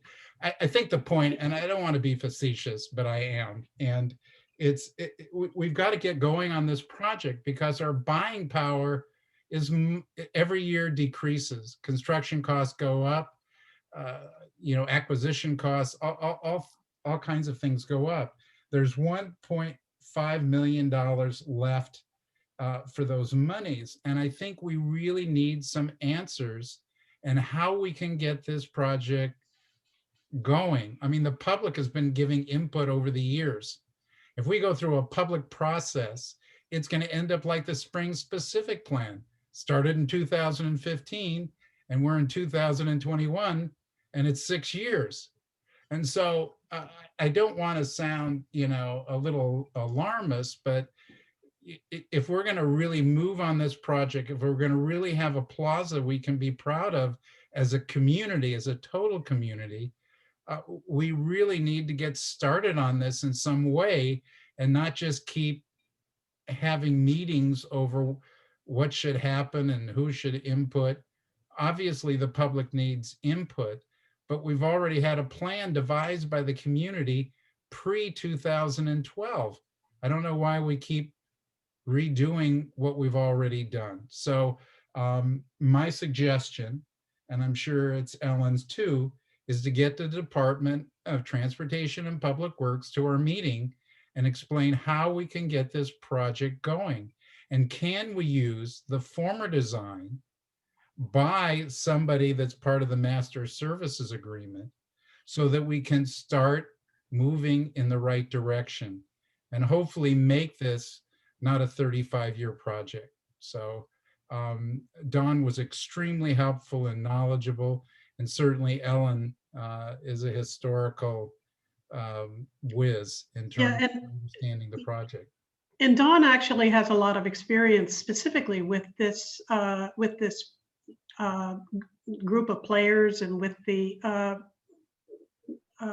spending, you know. So we have, and she may not be with the county. She had been brought back just because of the load of work, but we were lucky to be able to have some of her time and her interest, you know, and her empathy. You know, I think that the plaza in many ways to me is kind of like a social justice issue. We're a community, a dense community without gathering spots, without open space. This has been of high interest for a long time. So, you know, instead of looking at this as something that we're going to start from scratch, I would say, let's be very efficient. If we can match the funds in some way, get some private money or grant money or whatever, tap other departments. For instance, the lighting, Sonoma County Lighting, they provided the lights for the highway. It was not part of the expense of the highway. Potentially, you know, the whatever additional lights which would be in the plaza would be, I don't want to call it a donation, but it would come from a different department. But anyway, those were, I think, important. I think the urgency overall is what is so important to me. I'm very afraid that since 95% of the money has been spent, that somebody who is not familiar, the head of Department of Transportation and Public Works when redevelopment existed, was very involved. And Johan has never come to the Springs since I'm trying to remember when he arrived in that department, but I'm thinking it's at least 3 or 4 years. I take it back. He did come once. He came to an ad hoc kind of meeting. It wasn't a formal meeting like the MAC. He did attend one meeting with this Springs Community Alliance. But anyway, I'm just hoping that the MAC can move forward with urgency on this and you know, get agreement and get it done. Thank you, Ellen. Thank you, Aram. Great investigative work. And that's great to know that that the money's there. So we should definitely claim it before it goes, as you say. I think we can talk about that on future agenda items as well, but very good. Should we move on to, do we need to take public comments on this? Karina, are you with us still? I'm here. No, I would Mary like to Carmen add something. Has a comment, sorry. Yes, something that we forgot to mention during the ad hoc for emergency preparedness. So I do want to just let the community know that the MAC, through its budget from the community projects, was able to support the Map Your Neighborhood program at the Ecology Center by purchasing the booklets in Spanish and English. So we are really happy to be able to provide that to the initiative. So we just wanted to let the community know. And so they are available now in Spanish and English. So if you're interested, you know, the booklets are ready. So please connect with Dana Bravo.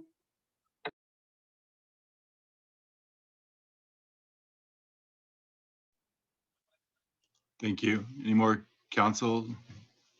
Ryan's got a comment. Thank you. Ellen and Avram, excellent job. I mean, talk about following the money, and that was what you guys did. And I look forward to seeing how this pans out, but it's good to know what's available and what's allocated. And I'm also definitely curious to see what projects within our community those monies have been spent on. So thank you guys for your super sleuthing there.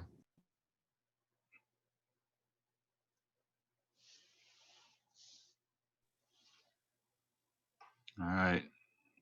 Ellen? Sorry, are we doing community announcements?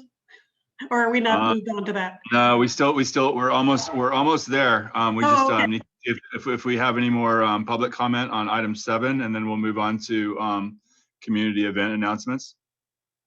Para los miembros de la comunidad que desean hacer un comentario en español o un comentario público, por favor utilicen la aplicación de levantar mano en Zoom.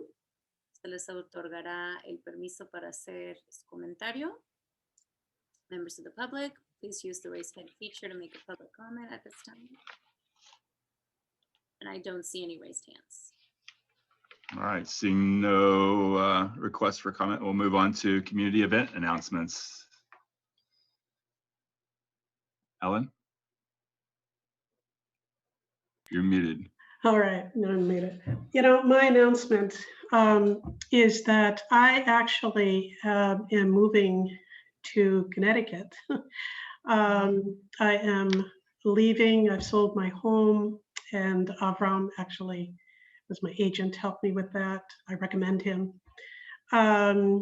And I have bought a home. I've bought a home that I previously owned in Connecticut.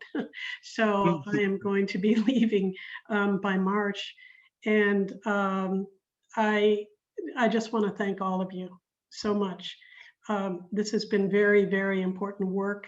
It has been, you know, really, truly an honor to have worked with all of you, to have seen how you all work. It's been a real learning curve for me. And I just, I appreciate it. I appreciate having known all of you and having worked with all of you. And I will miss the Springs, obviously, very, very much. And I will miss seeing what happens here, because, you know, I do believe in it. I clearly have always had a vision about it. It's why I moved here. It's why I do this work. And I just know what it's going to be. And but anyway, I'm moving back to Connecticut to work on a lake on a whole different set of issues with a whole different community. But I just want to thank you very much, all of you. Ellen, my goodness. Avram has his hand up. Sorry.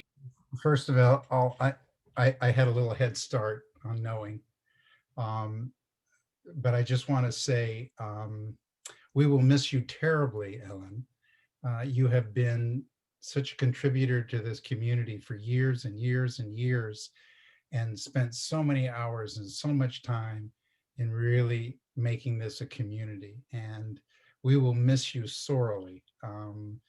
And it's been my pleasure to work with you. You are just an outstanding person and community member. And I just hope you come back to visit when we open the plaza. Yes, yes. Although you can stay tuned. Yes.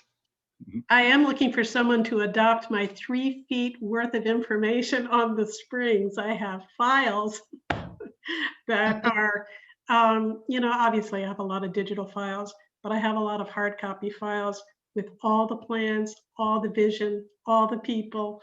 And yet it's so funny. I can't part with them. I have a feeling I'm going to be taking them to Connecticut if nobody wants them. You should be the librarian of them, and that way it gives us an excuse to contact you. Well, I think it should reside really with the Municipal Advisory Council as part of the library I mean, it's a wealth of information. Yeah. I mean, some of us will be on for a long time, some will be moving on, but it's a wealth of historical information, and that's hard to lose. Yeah, Yeah. it's the voice of the people here. All I can say. The first contribution to the SMAC library. Exactly. And archives. Exactly. Very good. All right. Anyone else? Ryan? I believe Maite had a comment, so I'll let her go before me. Maite. That's okay. I'll talk to Ellen offline. Thank you. Okay. Okay. Well, Ellen, congratulations on your upcoming move. And Thank you. I've worked together. I've worked with you for years. So I'm proud to see you moving on, and congratulations. And you have done so much work. Thank you for everything you've done and the body of knowledge that you've kept within your mind, and just your as we just saw, your ability to really dig in and do some serious research. So thank you. Wow. And you're all invited to come visit. It's hard to imagine our community without you, Ellen. But thank you. You've been here since my very first meetings with the community, and you've always been a really guiding voice and fantastic at doing what you do. And thank you. Dore, it was your wife who inspired me. Yeah. Very good. Absolutely. Well, it takes all of us to inspire each other. Yeah, that's true. Thank you. Thank you. Thank you. Iris? Well, darn it. I'm surprised, and I'm certainly disappointed that you won't be here with us. But I know that you'll do a great job for your new old community also. Yeah, thank you. Thank you. Thank you very much. Thank you all.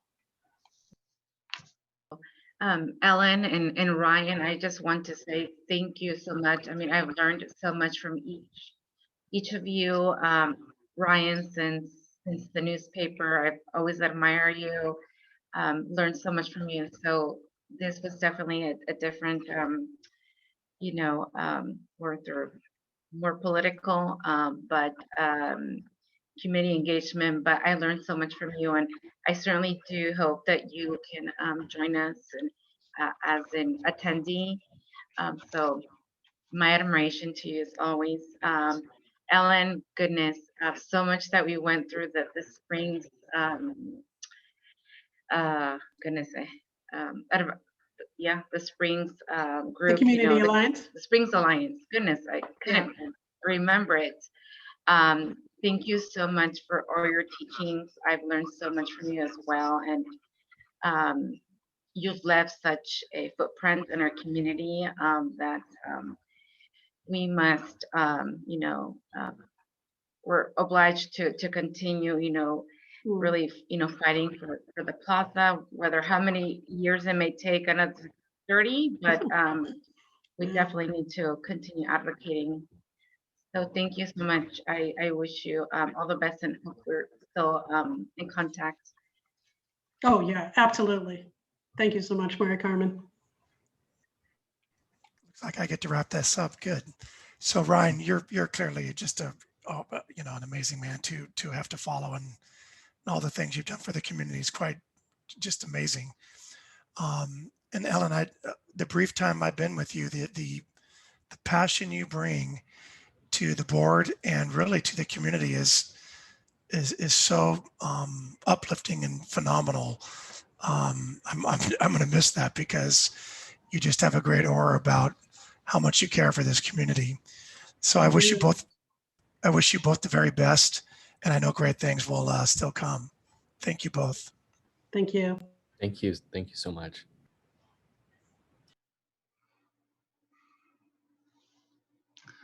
All right, we're still on community event announcements. No more sad announcements. Do we have any positive ones? Nobody else can leave. All right. Any other community announcements? I'll make Karina? just once again, Charla Comunitaria this Thursday. We're going to be talking about vaccine education for those that are just starting to watch the meeting or still hanging on. Also continued COVID testing in the Valley.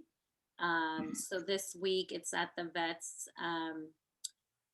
parking lot, Thursday, Friday, Saturday from 7 a.m. to 7 p.m. with the LHI OptumServe bus. To make an appointment, you may call their hotline or register online, and you can find that information on Supervisor Warren's Facebook page or my Facebook page as well. It will be provided to Lynn Marie to include in the minutes. But yes, free COVID testing this week, Thursday, Friday, Saturday at the Vets Building parking lot with LHI OptumServe bus. Everyone be safe. It's wet out there, so stay indoors. Thank you, Karina. Okay. So, Maite, would you like to talk about the next week, Sonoma County Ready Latinx? You talk about it, Mari Carmen. I'm sorry, didn't. You talk about it. Oh, okay. Perfect. Yes, so I just want to share that there will be the Sonoma County Emergency Department will be hosting a presentation on the Latino community and emergency preparedness. So it will be completely in Spanish with interpretation to ASL and to English. So that will be, I believe, next February 3rd, I think it's next Wednesday, if I believe, if it's correct, if I'm correct, pardon me. So, and let me see, I just have the flyer here.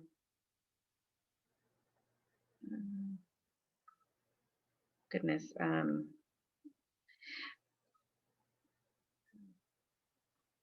Do you know what time it is, Mike? Oh, here it is. I found it. Pardon me.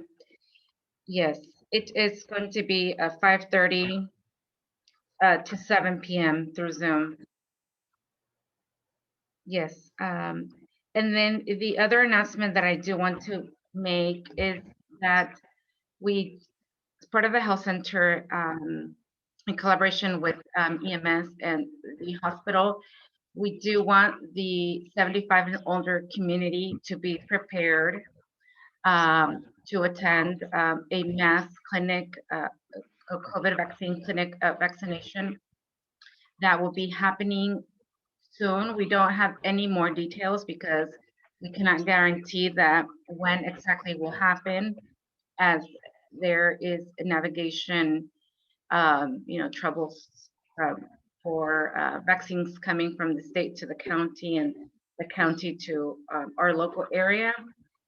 But please stay tuned on the Facebook pages for the health center and for the hospital. We will be, as soon as we know more information or where to sign up for appointments, we will be announcing.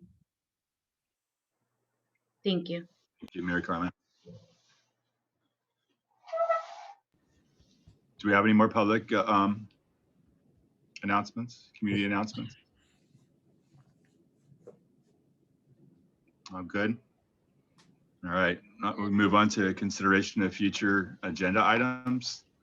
Right. And we've definitely got All right. the, There's yeah. a member of the community who wants to make a. Oh, yes, please. Dana, go ahead. Hi, everyone. Sorry, I was a little bit in and out of the meeting. I thank you all for the opportunity to help with Map Your Neighborhood. I'm learning a lot about our communities that, I thought I knew so well. I'm still learning. Thank you, Iris and Mari Carmen, for all of your guidance. And Iris has done a ton of work that I'm just trying to pick up and bring to our Latino community as well. The Ecology Center did also set up a Google Voice phone number for Map Your Neighborhood. It currently goes to the Map Your Neighborhood email, but the phone number is a lot easier. I couldn't post it in the chat. I was trying to add to the chat. So if you'd like to record the number, it's also 707-200-8134. And I'll get those messages on the Map Your Neighborhood email. And I'm just working on getting a Facebook page going so we can start spreading information. So that'll be a lot. I've been posting things now, especially with the storm, but it'll be more broadly shared pretty soon here. Thank you, Dana. I put the phone number in the chat while you were saying it, Dana. Thank you. I don't see any more raised hands. Okay. Now we can move to item 9, consideration of future agenda items. And I was saying, I think we definitely have the plaza item to see that. And Mary Carmen, you had a suggestion earlier.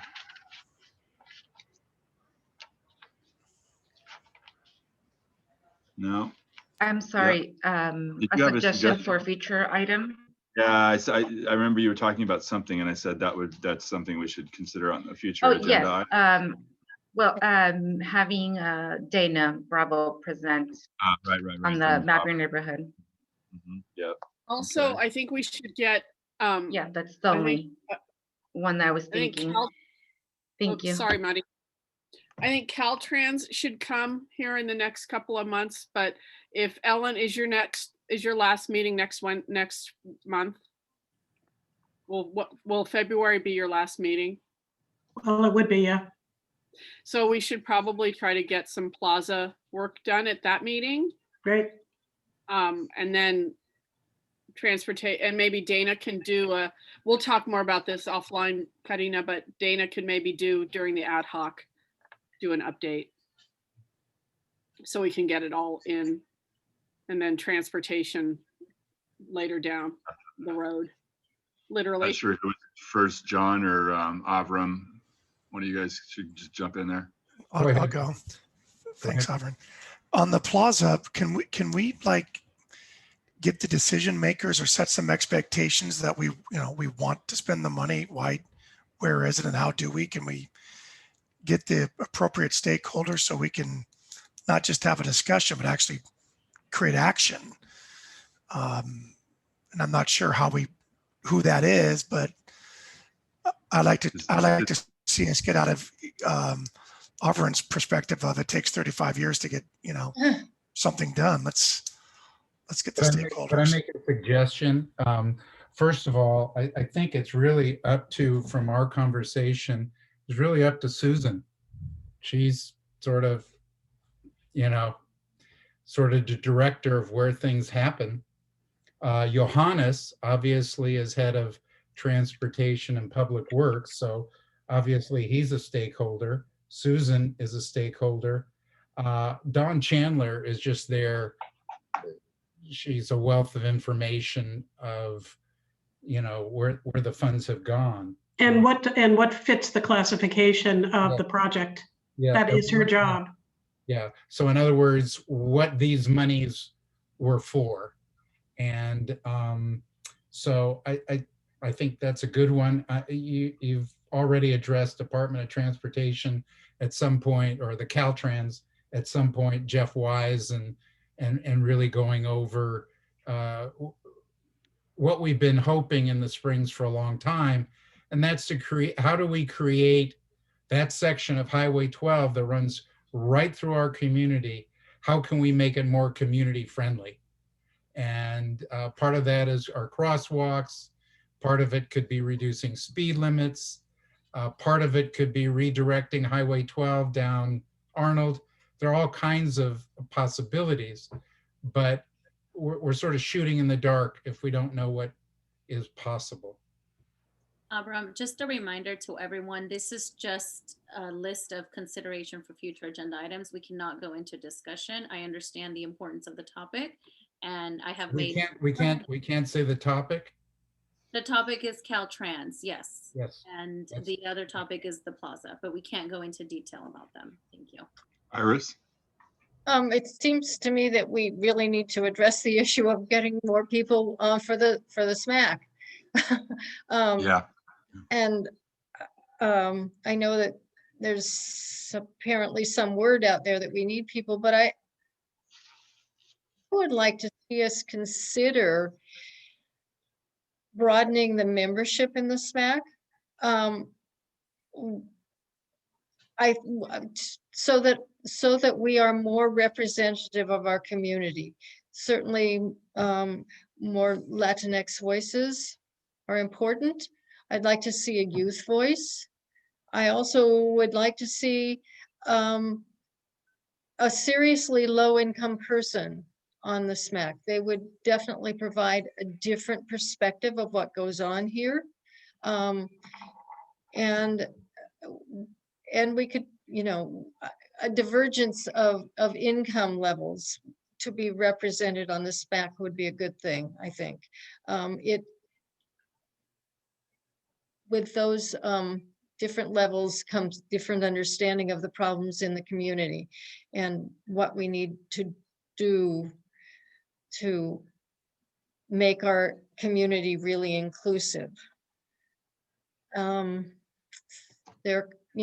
don't know if anybody else has a suggestion of wish list, but I would like to see more people. The other thing is that actually the ad hocs could use more input and help. I don't know if we If can we- discuss, I don't know if we can discuss that. Can we, Karina? No, Iris, you're going, again, just a reminder, you Items. said Yep. it. Okay, I'd like to have that be on the discussion. Right. Any more items for our future agenda? If I may, Vice Chair, one of the Please. items that I heard interest in was the Nixle alerts. Nixle alerts again. Yep. And I'm sorry to introduce Dana next time too. That's Right. gonna-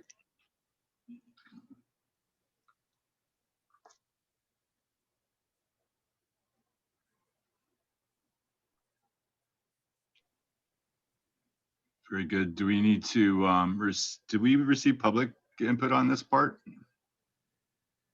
Future agenda items, Karina? If there are any members of the public who wish to make a suggestion or recommendation. I don't see any raised hands. All right.